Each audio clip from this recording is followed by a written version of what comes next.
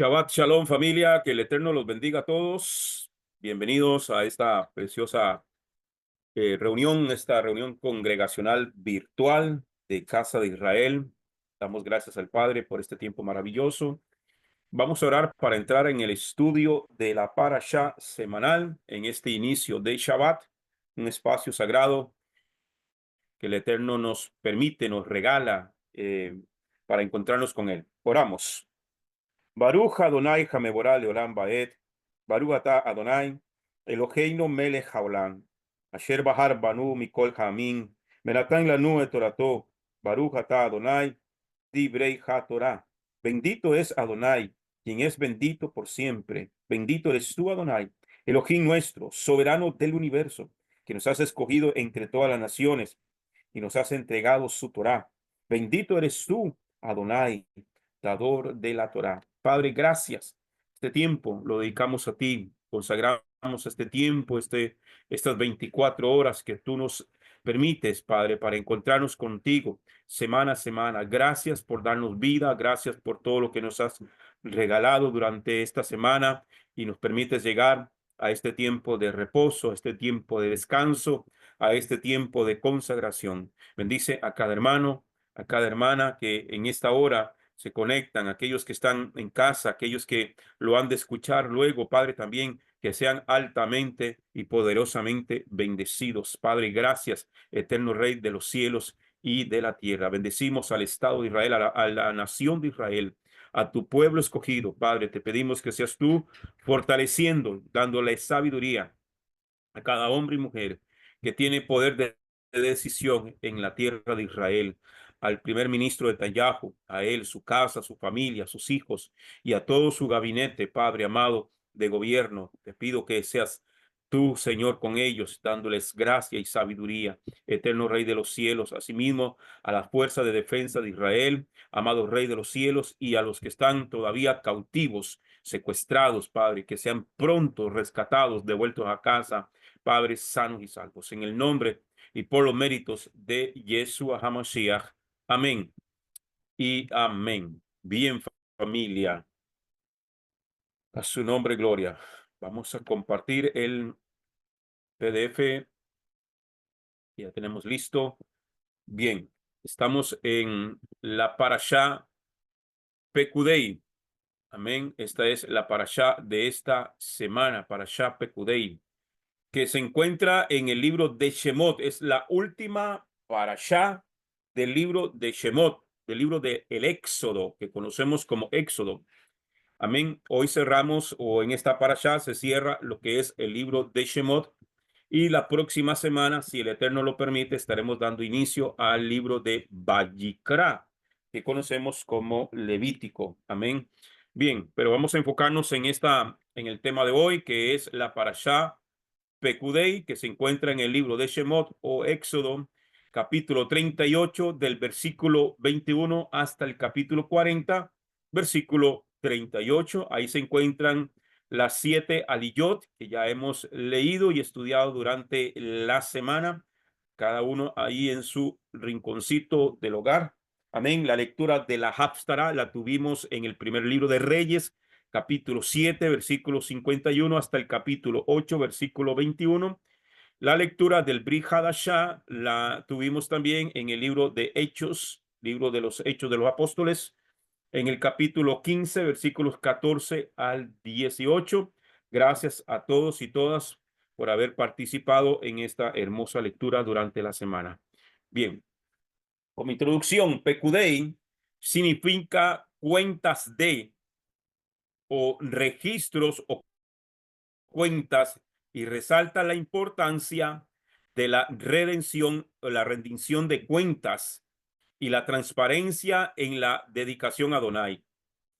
Este nombre nos enseña que cada contribución, grande o pequeña, es vital en la construcción de un espacio para la presencia divina. Nos recuerda que en la vida de los creyentes, cada acción y oferta debe de ser realizada con integridad y propósito.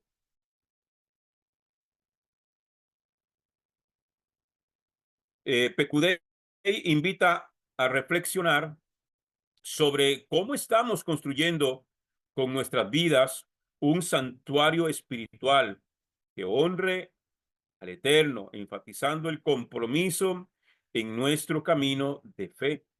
La Parashá Pekudei concluye con el libro de Éxodo, detallando la finalización del Mishkan. Enumera meticulosamente los materiales usados y subraya la integridad en la gestión de los recursos. Muestra la dedicación de las vestiduras sacerdotales, el levantamiento del Mishkan por Moisés y la consagración de los sacerdotes. La parashá culmina con la gloria de Adonai llenando el Mishkan, simbolizando su presencia continua entre el pueblo de Israel y su aprobación del lugar sagrado. Amén. Eso es a grandes rasgos el contenido de esta hermosa parashá Pekudei. Primera Aliyá, Shemot capítulo 38. Vamos a leer el versículo 21 que dice: estas son las cuentas, Pekudei. Estas son las cuentas del Mishkan, del testimonio, registradas como Moshe ordenó por los leviín, los levitas, bajo la dirección de Itamar, el hijo de Aarón, el Cohen. Cuentas de Moshe dio la orden para rendir cuentas ante todo el pueblo de cómo se había utilizado el material donado para la obra del Eterno. No solo el pueblo de Israel podía ver estas cuentas, sino todo el mundo que tiene acceso a la Torá puede ver cómo Moshe había administrado el oro, la plata, el cobre, las piedras preciosas y los demás objetos de valor. Esto nos enseña la importancia de tener cuentas claras en las congregaciones y en la administración pública de cualquier organización. Moshe tomó la iniciativa para hacer esta rendición de cuentas ante el pueblo para que nadie le acusara de corrupto. En ningún momento dio oportunidad para que el pueblo pensara que él se había hecho rico a costa de los donativos a la obra del Eterno, como está escrito en el libro de Números, capítulo 16-15, perdón. En el libro de Bamidbar, capítulo 16, verso 15, dice: Moshe estaba muy furioso y dijo a Elohim: no acepte su ofrenda de grano. Yo no he tomado de ellos su deseo, ni siquiera un asno he tomado de ninguno de ellos. Porque esto lo vamos a ver en otras parashot, cuando lo acusaban, amén, o le querían quitar su posición. Hermano, y eso es importante en las organizaciones religiosas, se ha dado. He estado en algunas de ellas en algunos otros años atrás dentro del sistema religioso y siempre había conflictos, hermano, porque todos quieren mantenerlo como en oculto, como tapado, o desvío de fondos. Por ejemplo, la integridad de un hombre de Dios que esté a cargo de un ministerio, de una obra para el Eterno, amados hermanos, y se pide una ofrenda para X situación. Usted no puede, el hombre de Dios o la persona encargada de llevar a cabo el trabajo, la obra, o para qué se está pidiendo recursos. Por ejemplo, si en una congregación, por ejemplo, están pidiendo para comprar un instrumento musical para adorar al Eterno en los servicios que se hacen al Eterno, no se puede tomar ese dinero para pagarle la luz al pastor, por ejemplo, o para que el pastor se vaya de vacaciones. Eso es desvío de fondos. Tiene un nombre que ahorita se me escapa. Y eso es deshonestidad. Si se pide una ofrenda para X cosa, tiene que ir para eso. ¿Entienden? Entonces, y eso es exactamente lo que Moisés, lo que Moisés estaba haciendo, él estaba utilizando los recursos que el pueblo voluntariamente. Recuerde que esta ofrenda que la vimos en la parashá pasada, esta ofrenda que el pueblo dio voluntariamente. Amén. Entonces se tiene que usar de la manera, amados hermanos, más honesta que se pueda. Lo más honesto, ser íntegro, con la mayor integridad, con la mayor integridad. Todos los recursos que se piden para la obra de Dios tienen que utilizarse con la mayor integridad. Entonces, por eso Moisés, esto nos enseña, hermano, si Moisés, el hombre escogido, el hombre de Dios, el hombre que el Padre escogió para que su pueblo estuviese bajo su dirección, rindió cuentas, pecudei, cuentas de, aquí está, se pidió para esto, aquí está la obra. Amén. Y era delante de toda la gente de cómo se habían utilizado los recursos. Bien, Moshe podía haber reclamado el asno que usó para ir a Madián, a Egipto, cuando fue llamado a servir en la obra del Eterno. Él entregó su propiedad personal para cumplir con la tarea de sacar el pueblo de la esclavitud y no la reclamó después, aunque tenía todo el derecho para ello. En el primer libro de Samuel, capítulo 12, versículos 3 al 5, el profeta Samuel está hablando delante del pueblo según está escrito. Vamos a verlo. ¿Qué dice Samuel? Primer libro de Samuel, capítulo 12, versículos 3 al 5. Para los que no sabían, Samuel era un levita. Él venía de la tribu de Leví. Entonces tenía una función de levita y de profeta. Dice, y aquí estoy. Ahora es el momento para dar testimonio contra mí delante de Adonai Jehová y delante de su rey ungido. ¿Alguno de ustedes piensan que he cogido su buey o asno? ¿Lo he defraudado u oprimido? ¿O he aceptado soborno, aún hasta una sandalia, para privarlo de la justicia? Díganme, y yo lo restauraré a ustedes. Ellos respondieron, tú no nos has defraudado ni oprimido y no has aceptado nada de la mano de nadie. Cuando está hablando aquí que no ha aceptado nada de la mano de nadie, se está refiriendo, amado hermano, de que él no aceptó soborno. No es que no recibiera una ofrenda o una contribución o una colaboración con alguien, sino aquí se está refiriendo a que su ministerio como tal siempre fue íntegro, siempre fue honesto. Él no se inclinó su balanza para irse a favor de uno o a favor de otro por el dinero que le pudiesen dar. Amén.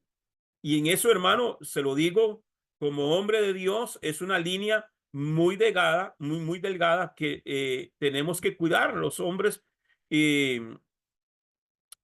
este, los que manejamos o los que estamos en algún puesto que el Eterno nos haya encomendado de liderazgo, no solamente de pastor, sino de tesorero o de algún liderazgo y tengas que manejar fondos.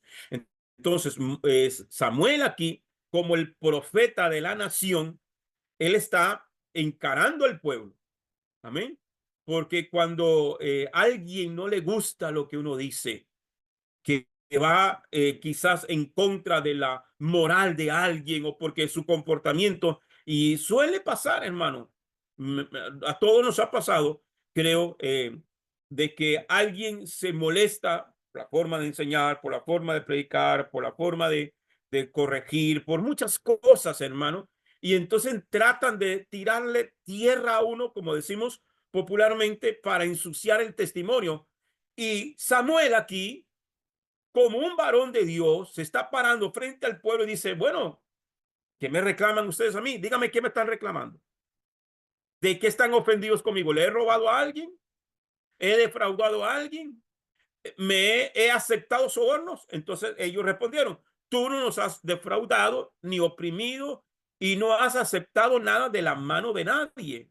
Verso 5. Samuel dijo al pueblo, Adonai Yujebajei es testigo contra ustedes y su rey ungido es testigo contra ustedes hoy, que ustedes no han encontrado nada en mis manos. Ellos respondieron, él es testigo. ¿Cuántos pudieran tener esa capacidad moral? Moral, un líder religioso que tenga esta capacidad moral de decir que el mismo pueblo reconozca, me pueden acusar de que predico fuerte, me pueden acusar de que soy muy estricto, me pueden acusar, era lo que estaba diciendo Samuel, pero ustedes no me pueden acusar a mí ni de ladrón, ni de sinvergüenza, ni de nada que sea corrupto. Entonces el mismo pueblo dijo, sí, él es testigo, Adonai es testigo, realmente no nos has hecho ningún agravio a ese nivel. Segunda carta a los Corintios, capítulo 7, versículo 2 dice, aceptadnos, a nadie hemos ofendido. Esto es el apóstol Pablo hablando. Mire la integridad de los hombres de Dios. Samuel, Moisés y ahora Pablo. Aceptadnos, a nadie hemos ofendido. A nadie hemos corrompido. De nadie hemos tomado ventaja. O sea, no nos hemos aprovechado de nada ni de nadie. El procedimiento de Mosé en relación con los objetos de valor del tabernáculo es un ejemplo para todo líder que administra el dinero y especialmente el dinero que ha sido donado para la obra del Eterno. Al viajar por los diferentes países, me he dado cuenta que hay mucho descuido en esta área por parte de los que administran la economía de las congregaciones. Eso lo he visto en Costa Rica y en todos los países, hermano, donde Dios me ha permitido. Siempre oye unos comentarios, siempre queda en tela de duda el testimonio del tesorero, siempre queda en duda el testimonio de un pastor, de un líder, hermano, por cuestiones de dinero. Y además, hay congregaciones que se han dividido por cuestiones de dinero. Por cuestiones de dinero, desfalcos, malversación de fondos y cosas, hermano, que el problema es que todo eso no se queda encerrado en las cuatro paredes. Eso sale al público y la gente del mundo está mirando el actuar de esa congregación y de esos líderes. Y entonces queda en vergüenza el evangelio. ¿Okay? El evangelio es pisoteado por el mal testimonio de muchos. Eso lo he visto, hermano, en todas partes. Esta es una de las razones por las que no viene más fuertemente sobre nosotros la bendición. No estamos haciendo las cosas bien. Si no administramos bien nuestra economía privada, todo empieza por ahí. Todo empieza por ahí, amados hermanos. Si de los recursos que nosotros tenemos, que podemos decir recursos personales, ya que no tienen nada que ver con la congregación ni nada, sino que tus propios recursos, lo que el Eterno te ha permitido tener por trabajo, por negocio, que usted se los ganó, por herencia, lo que sea. Si no sabemos administrar lo poco o lo mucho que el Eterno te haya concedido, hermano, eso es señal de que usted no podría administrar los bienes del Eterno. Eso es algo así. Amén. Si no somos capaces, si tenemos un desorden en nuestra propia economía de los recursos, porque una cosa es que quizás estamos sin trabajo o que estamos pasando un momento, sí, eso lo pasamos todos, Pero si usted teniendo no sabes administrar los recursos y no honras a Dios con esos recursos, porque el problema es la palabra mío.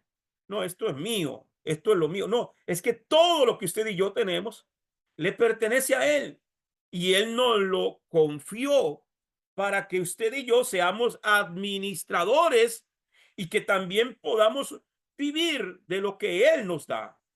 Pero tenemos que tener la conciencia clara de que todo lo que tenemos le pertenece a Él. ¿Ok? Entonces, si no administramos bien nuestra economía privada y la colectiva, no vamos a poder administrar las manifestaciones espirituales. Si no hemos sido fieles con las riquezas de este mundo, ¿cómo vamos a poder ser fieles con las verdaderas riquezas?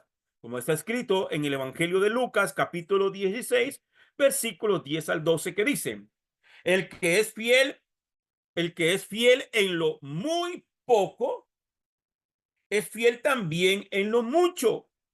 Y el que es injusto en lo muy poco, también es injusto en lo mucho. Por tanto, si no habéis sido fieles en el uso de las riquezas injustas, de las cosas terrenales, ¿quién os confiará las riquezas verdaderas? Si no habéis sido fieles en el uso de lo ajeno, ¿quién os dará lo que es vuestro? Este texto nos enseña que no vamos a poder recibir los dones del Espíritu si no somos fieles en la economía. Un líder que se aprovecha de la obra del Eterno para su propia ganancia es objeto de la ira del Mesías, como está escrito en el Evangelio de Juan, capítulo 2, versículos 13 al 16, que dice, era casi el tiempo para la fiesta de Pesach en Yehudá. Así que Yeshua subió a Jerusalén. En el atrio del templo se encontró a aquellos que vendían bueyes, corderos y palomas, y a otros que se sentaban junto a las mesas cambiando dinero. Haciendo un látigo con cuerdas, echó fuera del atrio del templo a todos. También echó los corderos y los bueyes, volcó las mesas de los cambistas de dinero, derramando todas las monedas. Y a los vendedores de palomas les dijo, saquen todas estas cosas de aquí. ¿Cómo se atreven a convertir la casa de mi padre en un mercado?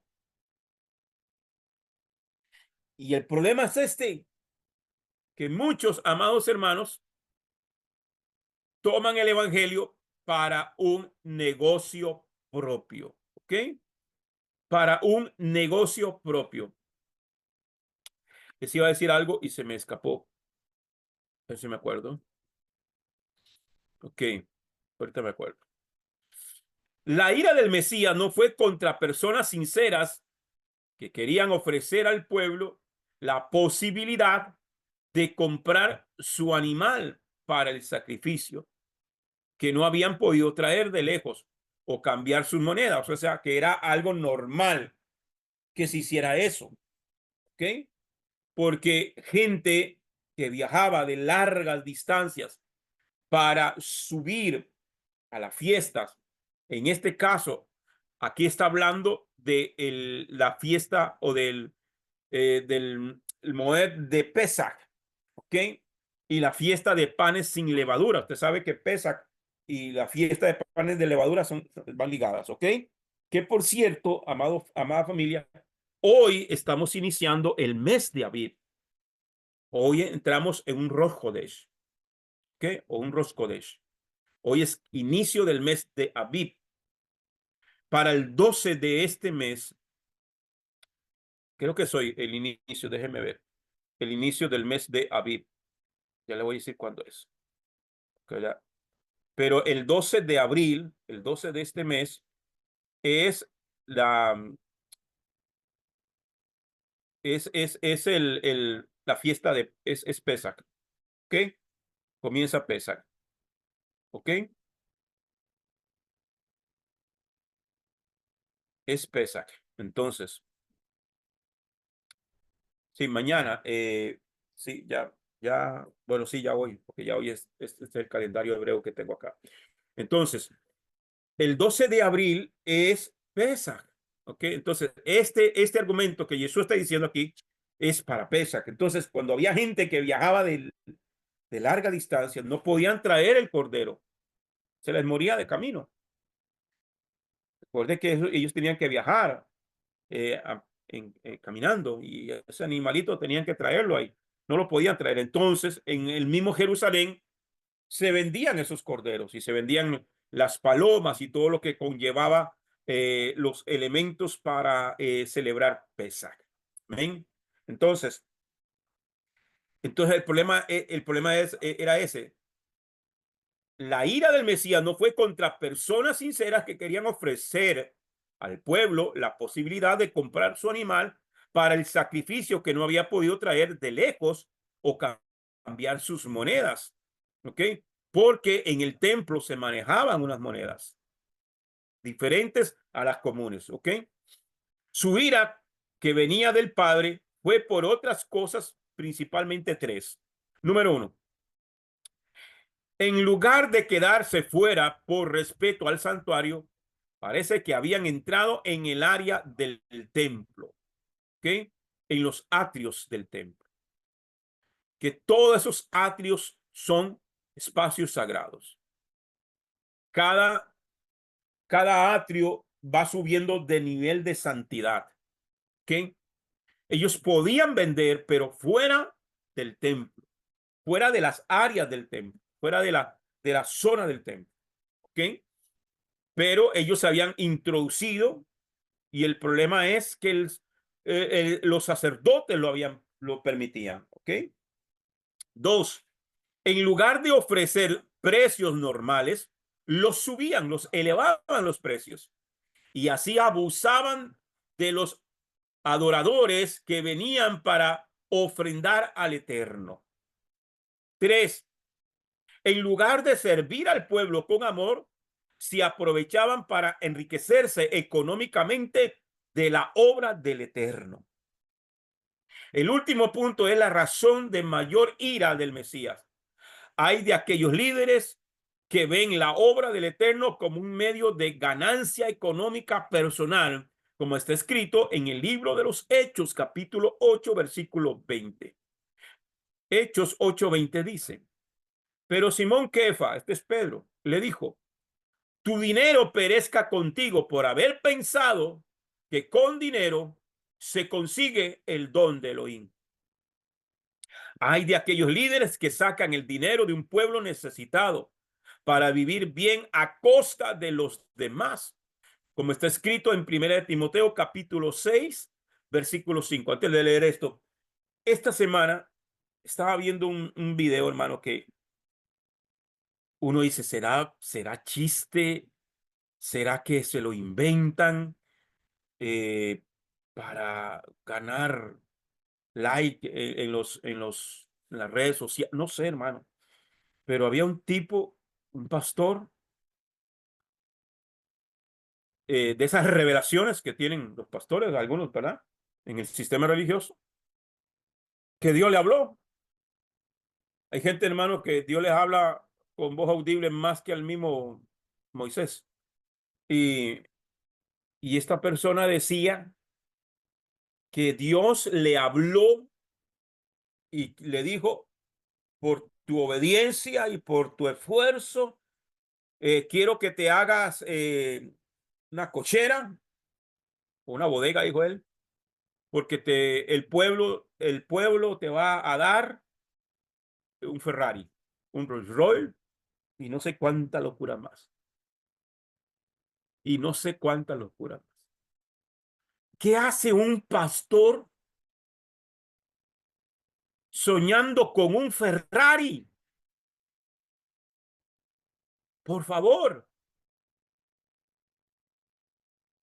cuando hay necesidades, ¿usted sabe lo que yo ni por la mente me pasa el costo de un Ferrari? O no me dan los números en mi mente.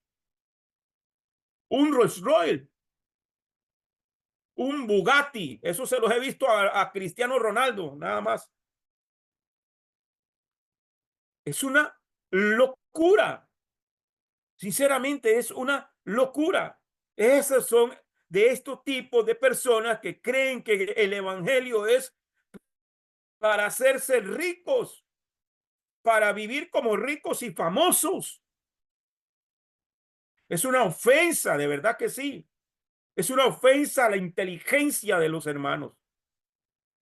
El problema está, hermano, es que esa gente le aplauden y aleluya y gloria a Dios, porque en su subconsciente se elevan de tal manera que se creen superiores al pueblo.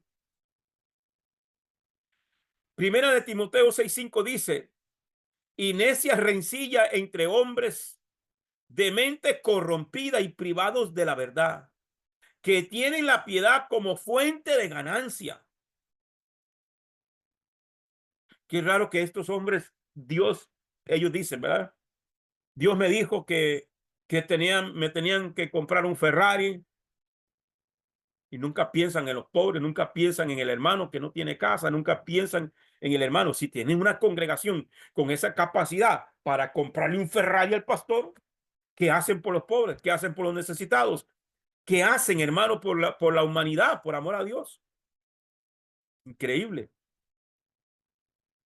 Primera de Pedro, capítulo 5, versículo 1 y 2 dice, por tanto, a los ancianos entre vosotros, exhorto yo, anciano como ellos y testigo de los padecimientos del Mesías, y también participante de la gloria que ha de ser revelada.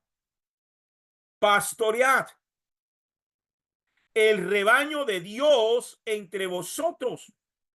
Esto es algo que los hombres de Dios, pastores, ministros, apóstoles, como se quieran llamar, tienen que tener conciencia clara. Los que me escuchan a través del YouTube, donde me estén escuchando, o a través de audio, o alguien le comparte este video, usted como ministro, como pastor, como obrero del Eterno, el Eterno, el Señor dice a través de Pedro, pastoread el rebaño de Dios. ¿De quién es el rebaño? De Dios. Las ovejas no son mías.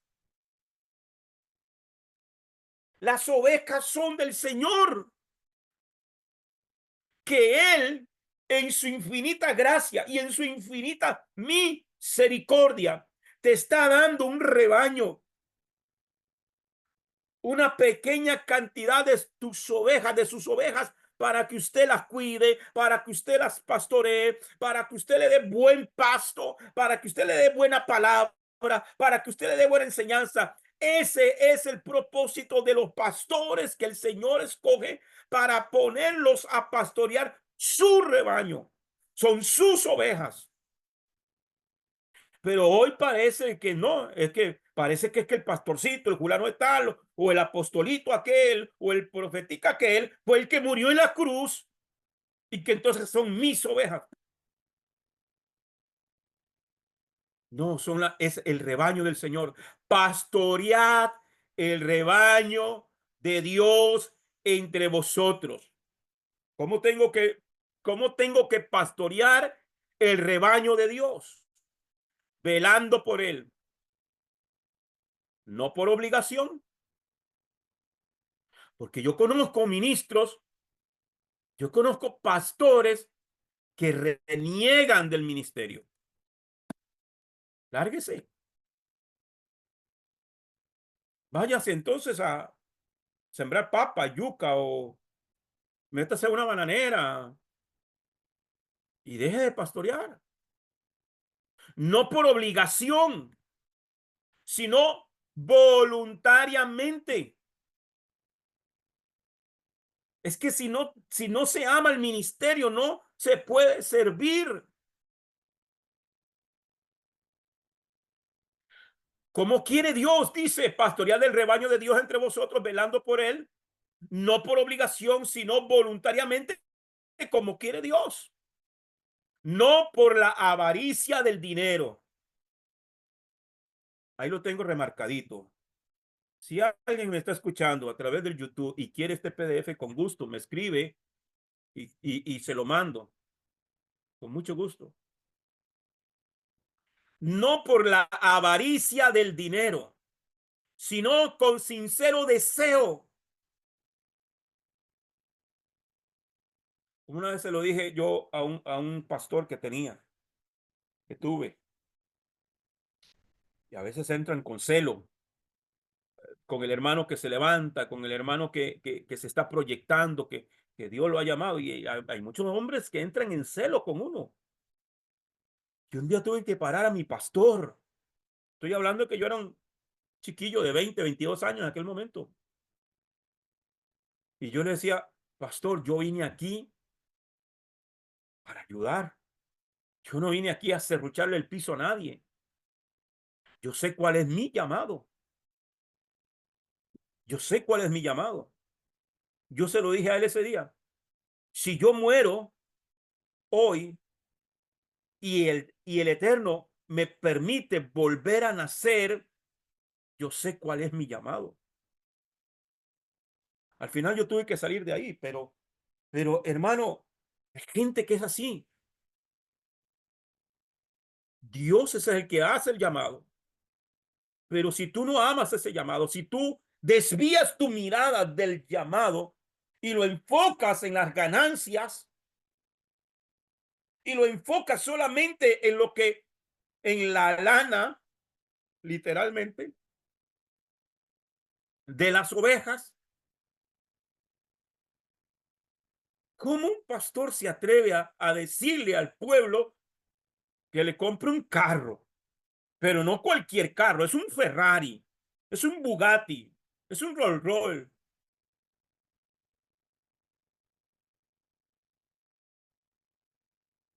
¿Qué hace un pastor con un reloj Rolex? Yo ni de le tengo. ¿Qué hace?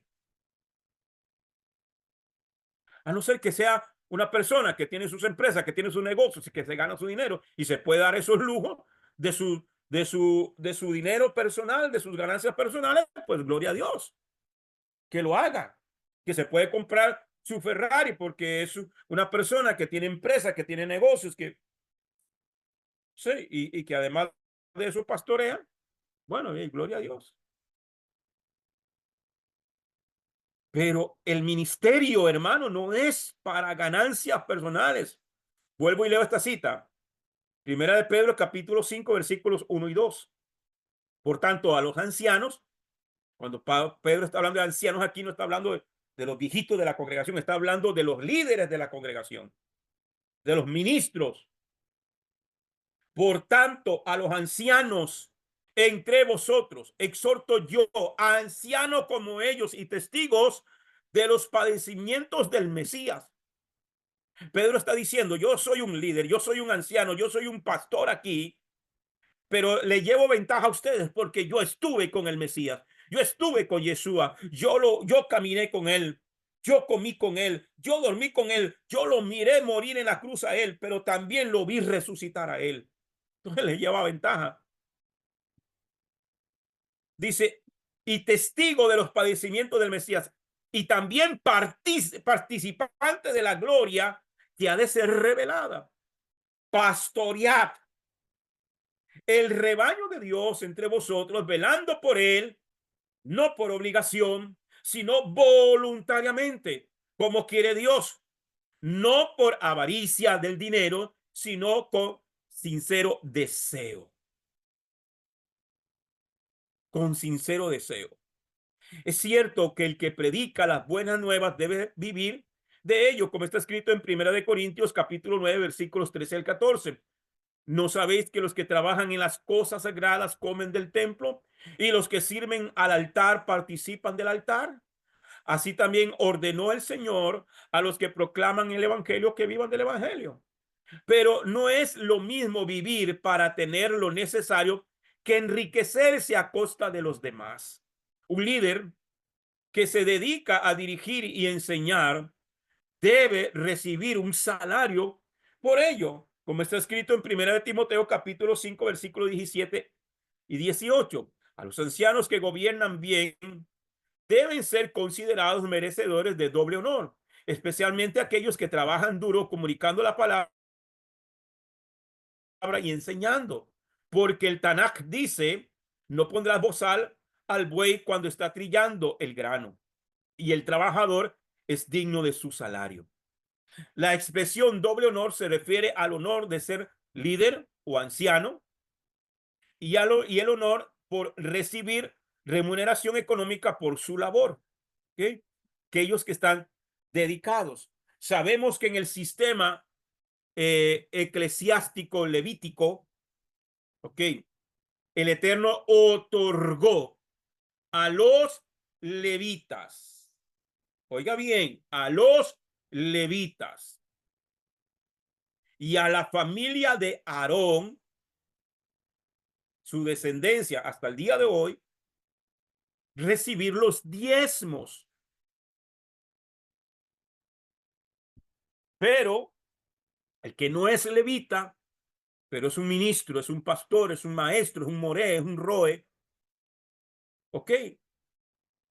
Recibe lo que el pueblo voluntariamente pueda darle para que pueda seguir en la obra del ministerio. Sin manipulación, sin coacción, sin tener, hermano, que aprovecharse de nada ni de nadie. Yo soy testigo de eso. Amén. Que a nadie se le puede manipular. Que hemos pasado necesidades, pero ahí está el sofá, ahí está mi almohada, ahí está el borde de la cama, que ahí doblando rodillas es que he orado al Eterno. Y también a los hermanos que voluntariamente siempre, hermano, quincena a quincena o semana a semana o mes a mes, nos aportan con algo y que para mí es de mucha bendición. Pero a nadie se le manipula, a nadie se le exige, mucho menos, hermano, sacar textos, hermano, y convertirlos en pretexto para manipular. No es una venta de milagros, no es que venga y pacte con Dios y venga y dé tanto, porque si usted no da tanto, usted se va a morir, o usted esto, o usted lo otro, hermano. Y en vez de echarle bendiciones, lo que viven echándole al pueblo son maldiciones, con tal de que el pueblo dé dinero.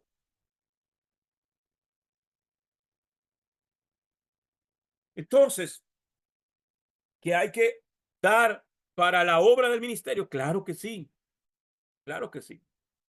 Hebreos capítulo 5, verso 4 dice, y nadie puede tomar este honor por sí mismo, excepto el llamado por Adonai, así como lo fue Aarón.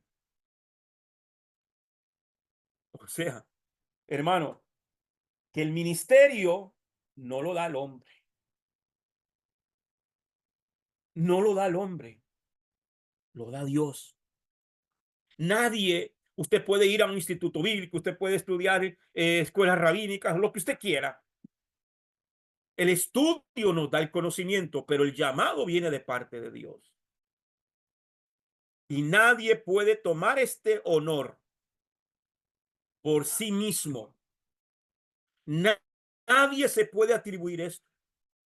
Este honor de servir al Eterno y el honor de que pueda ser sostenido y ayudado para seguir en la obra del ministerio. Nadie lo puede tomar por sí mismo, excepto el llamado por Adonai. Hebreos capítulo 5, versículo 4. Yo le estoy leyendo la Biblia Torá viviente. Anótelo y léalo en la versión que usted tenga en su casa, por favor. Así como lo fue Aarón. Romanos capítulo 13, versículo 7 dice, paga a todo el mundo lo que debes. Si debes impuesto, págalos.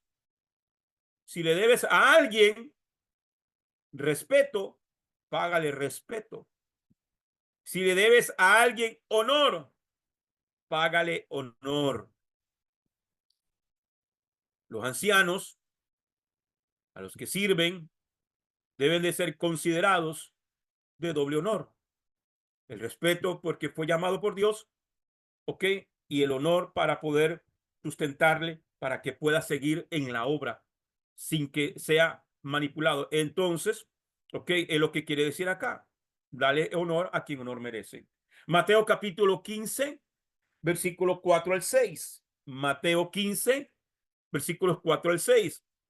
¿No está escrito en su Torá, de la boca de Elohim, honra a tu padre y a tu madre? Y escrito además, el que maldiga a su padre o a su madre morirá seguramente. Pero ustedes dicen que cualquiera que diga a su padre o a su madre, todo lo mío con que pudiera beneficiarte, lo he dado de ofrenda. No tienen que honrar a su padre, no tiene que honrar a su padre. Así han invalidado los mandamientos de Elohim por causa de los juicios de ustedes. Entonces, ¿cuál era el reclamo del Mashiach? Esta gente que ellos decían, por no ayudar al papá, el honor, honra a tu padre, dar honra, honrar a padre y a madre, no solamente está hablando del respeto que como padre y madre nosotros tenemos que respetar, sino es a ayudarlos económicamente.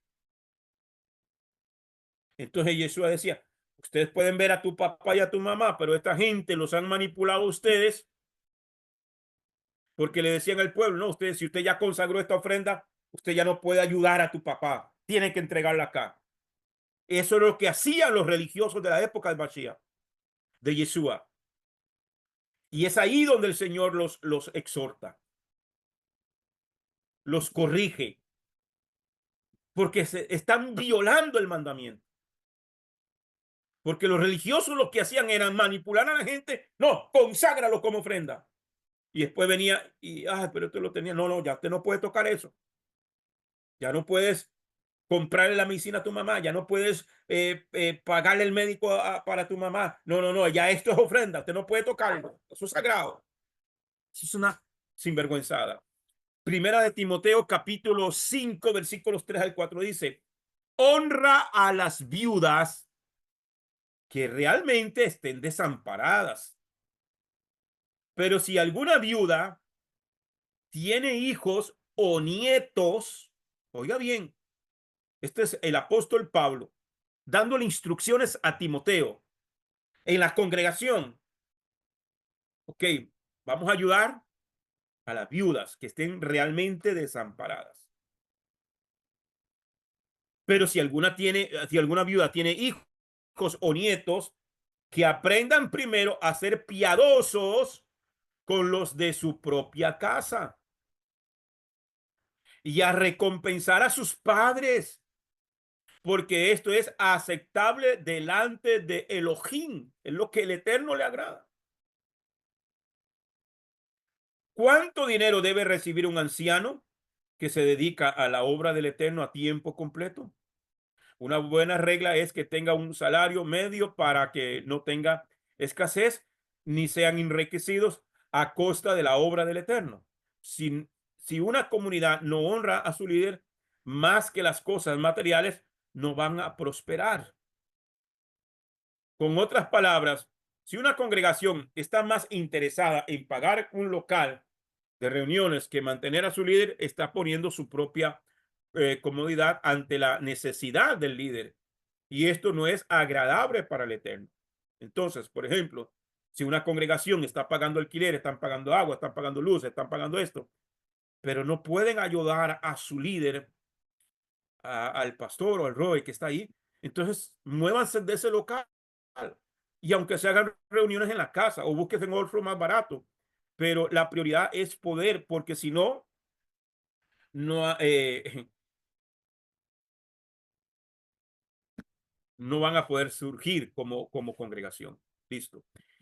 Es más importante darle el sueldo digno al que se dedica a enseñar la Torá que pintar el local de reuniones. Si hay que elegir entre una cosa y otra, el bienestar del líder va primero. Éxodo capítulo 38, versículo 24 dice, wow, se me fue el tiempo. El total del oro empleado para la obra en toda la obra del santuario, es decir, el oro de la ofrenda mecida, fue 29 talentos y 730 ciclos, según el ciclo del santuario. Cuando se hace una ofrenda voluntaria del público, siempre debe ser contada y registrada por escrito por un mínimo de 2 personas de suma confianza en la comunidad. Todo el dinero recogido debe de ser apuntado en un libro de cuentas. Amén. Ver Filipenses 4:15. Cada ingreso registrado en el libro de cuentas debe tener un recibo adicional firmado por 2 personas que justifique la cantidad registrada en el libro. En el libro de cuentas también debe haber un registro de todos los gastos de la congregación. Entonces tiene que haber un tesorero que tenga cuentas de entradas y salidas. ¿Cuánto entró? ¿Cuánto fue el gasto? ¿Cuánto fue lo que salió? ¿Y cuánto queda de fondo? Y eso sea un reporte a la congregación mes a mes. Amén. Eso es lo que uno estudia básicamente en administración eclesiástica en el Instituto Bíblico. Administración eclesiástica. ¿Ok? Entonces, porque todo tiene que rendirse cuentas. ¿Ok? Entonces, por ejemplo, ahí tiene que ir los gastos, ¿ok? Entró tanto, al ministro se le da tanto, tanto de luz, tanto de agua, si se paga alquiler, tanto de alquiler. Bueno, así es lo que se maneja en las congregaciones, hermano. Y eso se da un reporte, el tesorero y el secretario juntamente dan un reporte mes a mes de entradas y salidas de los gastos de la congregación. Eso se llama orden en la congregación. Para cada gasto tiene que haber un justificante sellado, firmado por la persona o la empresa que ha recibido el dinero. Si es una compra, se añade la factura de compras. El libro de cuentas tiene que ser accesible a todos los miembros de la comunidad. La administración económica tiene que haber una total transparencia para que no se levanten sospechas de malversación de fondos y de abuso de los bienes comunes. Si la congregación posee una cuenta bancaria, la cuenta no puede estar en nombre de un individuo.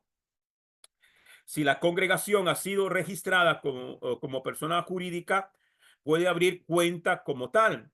Pero en el caso de que no es una persona jurídica, debe haber 3 firmantes, lo que se conoce acá como una cuenta mancomunada, ¿ok? 3 firmantes de la cuenta bancaria de la congregación, aunque esté en nombre de uno de los 3. La cuenta no puede estar en nombre del que recibe salario de la congregación por su trabajo, o sea, no puede estar en nombre del pastor, por ejemplo. Si un anciano o líder recibe un sueldo por su trabajo en la comunidad, no debe administrar las cuentas de la comunidad. Ni siquiera Yeshua tenía la responsabilidad de la economía de su ministerio, sino que tenía un tesorero designado para ese fin. ¿Cómo se llamaba el tesorero de Yeshua?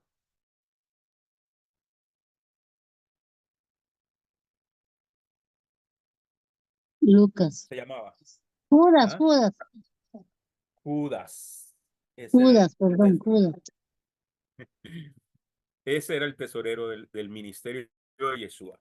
Imagínense. Entonces, las cuentas deben ser administradas por una sola persona, pero siempre debe tener 2 revisores que revisen las cuentas periódicamente. Si la organización es grande, debe solicitar ayuda de los revisores que no son miembros de la congregación, preferiblemente. Aquí me equivoqué.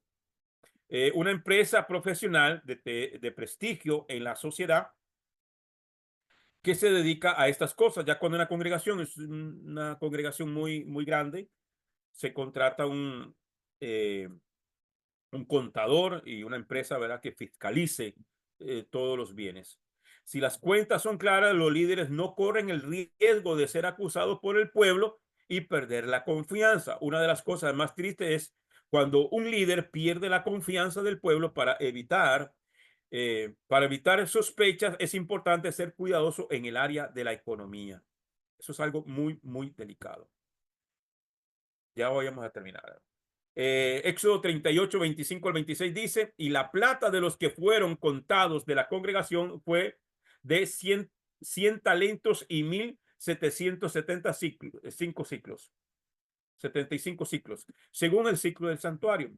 Una beca por cabeza, o sea, medio ciclo, según el ciclo del santuario, por cada uno de los que fueron contados de 20 años arriba, por cada uno de los 603,550.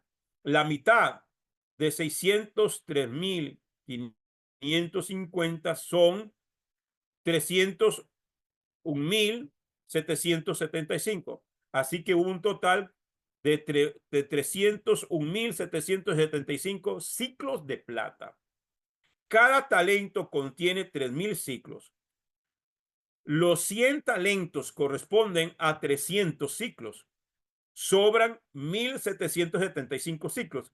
El talento normal equivale a 60 mané. El mané equivale a 25 ciclos. Según Rashi, el mané utilizado para el santuario era el doble que el mané normal. Así que el talento en el hebreo, kikar, del cual se habla aquí, corresponde a 120 mané. 25 ciclos por 120 mané son 3,000 ciclos, una beca por cabeza. En hebreo se dice beca la gulgolet. La palabra cabeza es el Strong 1538, es gulgulet, que significa cráneo o calavera. De allí viene la palabra Gulgota, el lugar donde murió Yeshua, el lugar de la calavera. Amén. Como dice ahí en Mateo 27:33, cuando llegaron al lugar que se llama Gólgota, que significa lugar de la calavera. ¿Ok? Es cabeza o calavera. Entonces, cuando se contaban a los miembros de Israel, no lo señalaban, sino que cada persona daba esa moneda, y entonces los sacerdotes lo que hacían era que contaban las monedas para no contar directamente a la persona, porque era prohibido contar a las personas o hacer un censo de Israel. ¿Ok? Para que los reyes no se confiaran de su ejército o de los hombres que contaban, que tenían a disposición. ¿Ok? Porque nuestra confianza siempre tiene que estar puesta en Dios, en el Eterno. Amén. Nuestra confianza no puede estar ni en nuestra economía, ni en nuestro ejército o nuestra posición, sino es todo lo que nosotros tenemos, es por Él, y nuestra confianza tiene que estar puesta en Él. Ok, algo que Israel tiene que aprender, este Israel moderno, cuando ellos confían, cuando dejen de confiar en sus fuerzas humanas o en sus aliados como Estados Unidos y vuelvan su mirada al Eterno. Amén. Es cuando ellos obtendrán la liberación completa. Amén. Nuestro pueblo. Entonces, aquí habla de que hay una beca conectada con el lugar de la muerte del Mesías. La beca es el precio del rescate por cada uno de los hijos de Israel que fueron contados. La palabra hebrea, beca, es el Strong H1235, viene de la raíz bacá, del Strong H1234, que significa rajar, romper, cortar, invadir, incubar. En este texto hay palabras claves que hablan de la muerte del Mesías en el Gólgota como base para la redención de los hijos de Israel. Por eso es que todo lo que está en el Tanakh o en el Antiguo Testamento, como lo conocemos, es sombra de lo que habría de venir. Todo ese protocolo de las monedas, del censo, todo eso habla del rescate, habla de la redención. Amén. Y todo esto apunta al Mashiach. ¿Ok? Entonces, hay solo dos lugares en toda la escritura donde aparece la palabra beca. Aquí en Éxodo 38:26 y en Génesis 24:22. Amén. En Éxodo 38:29 dice, y el bronce de la ofrenda mecida fue de 70 talentos y 2,400 ciclos. Si el ciclo pesa 17 gramos, llegamos a la siguiente conclusión. Oro, 29 talentos y 730 ciclos. Eso suma 87.730 ciclos. 87.730 ciclos por 17 gramos son 1.491 kilogramos. ¿Ok? 1.491 kilos de oro. De plata, 100 talentos y 1.775 ciclos. Son, ok, entonces son 301.775 ciclos. Más por 17 gramos son 5.130 kilos de plata. De cobre fueron 3.610 kilos. En total, de los metales preciosos, había 10.231 kilos entre oro, plata y cobre. La plata era el material más pesado del tabernáculo. La plata representa la redención y la misericordia. Es interesante destacar que el cobre y el bronce tenían menos peso que la plata. El cobre representa el juicio y la justicia. Esto nos enseña que la misericordia del Eterno supera su juicio, como está escrito en la carta a los Romanos. Romanos capítulo 5, versículo 20 dice, y la ley se introdujo para que abundara la transgresión, pero donde el pecado abundó, sobreabundó la gracia. Por eso es que había más plata, pesaba más la plata que el bronce. Amén. ¿Por qué? Porque pesa más, la misericordia es más grande. Por eso dice que Él no nos ha pagado conforme a nuestras obras, sino que nos ha mirado con misericordia. En el Salmo 103, versículo 10 dice, no nos ha tratado según nuestros pecados, ni nos ha pagado conforme a nuestras iniquidades. Tito, capítulo 3, verso 5 dice, Él nos salvó no por obras de justicia que nosotros hubiéramos hecho, sino conforme a su misericordia, por medio del lavamiento, de la regeneración y la renovación por el Espíritu de santidad. Estos dos materiales, plata y cobre, son el fundamento del Mishkan. En la tienda de reunión hay 100 basas de plata que hablan de la misericordia del Eterno.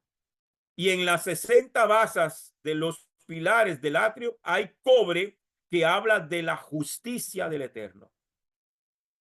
Las 4 columnas que sostenían el velo entre el lugar santo y el santísimo fueron cubiertas de oro y sus basas eran de plata. Las 5 columnas que estaban en la entrada del tabernáculo, que sujetaban la pantalla, la cortina de la entrada de afuera, que divide entre el atrio y el lugar santo, estaban cubiertas de oro y sus basas eran de cobre. El fundamento del atrio era de cobre. El fundamento del lugar santo era de cobre y plata, y el fundamento del lugar santísimo era de plata. En los pilares del atrio, que estaban hechos de cobre, también habían elementos de plata. Esto nos habla de que el Eterno muestra su misericordia en medio del juicio. Cobre y plata, cobre y plata. Hay juicio, pero hay misericordia. La confección de las vestiduras sacerdotales. Esto lo vamos a ver mañana, si el Eterno lo permite, porque ya se nos fue el tiempo. Amén. Así que si alguien tiene algún comentario, amados hermanos, o alguna consulta, y si no, oramos y quedamos despedidos. ¿Todo bien? Paso una preguntita pequeña. Amén. Sí, hermanita. Samuel era levita. Sí. Usted dice que era levita. Ajá. Samuel era levita. ambos, los padres de Samuel eran levitas, tanto el Cana como Ana. Sí, sí. Por eso es que Samuel, Ana, este, por eso es que Ana, lo ofrece cuando va al templo, Ajá, ¿se acuerda? Y que ella no podía sí, quedar embarazada. Y ella lo ofrece, entonces, y que lo va a entregar. Y por eso es que Samuel crece en el templo, ¿ya? Porque él el era un Cana levita. entonces, el Cana era entonces sacerdote. No, es que, no, hermana, es que recuerde que no todos los sacerdotes son levitas, pero no todos los levitas son sacerdotes. Ok, el Cana no era no era Eh, sacerdote, no, simplemente era eh, un levita. eh, era de la tribu de Leví. Ok, pero los sacerdotes, recuerde que los sacerdotes solamente provienen de la línea de Aarón, Ajá, ¿ya? sí, señor. Sí, Ok, entonces solamente eran los descendientes de Aarón los que pueden fungir como sacerdotes. Los levitas, ¿verdad? Eh, de la tribu de Leví eran los que ayudaban a los sacerdotes, ¿ya? Pero los que podían, por ejemplo, a ofrecer en el lugar santo eran los sacerdotes. Y el sumo sacerdote era el único que podía entrar al lugar santísimo. Entonces,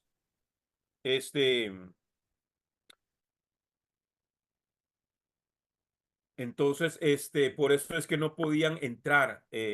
Por eso es que el Cana era levita, pero no era sacerdote. ah, Solamente ok, los está bien. sacerdotes provienen de Aarón. Ok, sí, ok. Sí, creo que Ana sí, Ana no era levita, solo el Cana. Pero, pero, El Cana sí pero era. mi paso otra vez, es que vuelvo a quedar con la inquietud. Samuel sirvió en el templo.